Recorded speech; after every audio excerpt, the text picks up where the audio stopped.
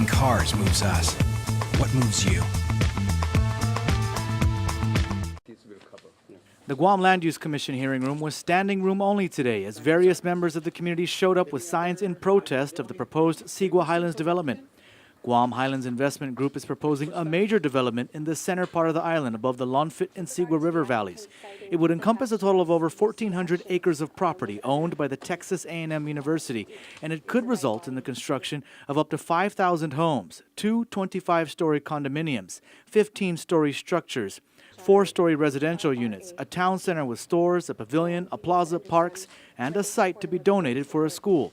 UOG student of agriculture P.J. Nicholas. If they're going to be bulldozing anything that's indigenous, endangered, or also has cultural significance, that's extremely important for me. I know that SIGUA has a lot of artifacts at the river and the falls itself.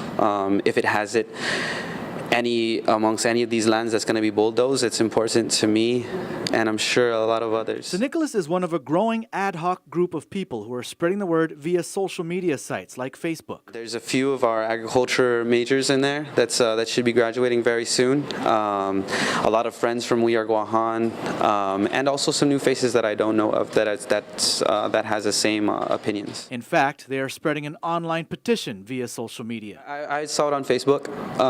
So there is an online petition that you can go to.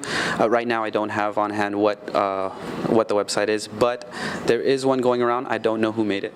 As an agriculture major at the University of Guam, St. Nicholas says he'd rather see this agriculturally zoned property be used for agriculture, rather than have developers come in and request zone changes to construct major developments. Right now, a lot of this land is agricultural land, and right now, 90% of our food is coming from off-island, and is coming from one shipping company. So it's really important to me that we start growing our own food. Richard Jortberg spoke today representing both the Guam Highlands Investment Group and Texas A&M. He was joined by John Duenas of Duenas Camacho & Associates and archaeologist David DeFont. I'd like to commend the SIGUA group that's here. I'd also like to identify that the SIGUA Falls is approximately a mile away from this property. So as you're walking along the road from Leo Palace Road, right where the road turns to the left, that's pretty much the end of this property boundary.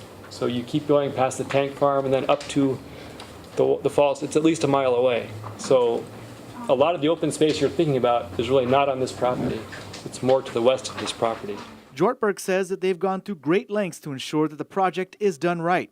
He says they studied the area for 2 years. Their plan is to develop the area only as the demand for housing on Guam is needed to match population growth. When you talk about 5,000 homes and such, that may take 30 years. It may take 20 years. They're setting a very high standard. That's the intention of this project. It's not to be building up willy-nilly. It's not to take up open space. It's to concentrate the development with density as opposed to having a single-family residential subdivision which chews up so much land.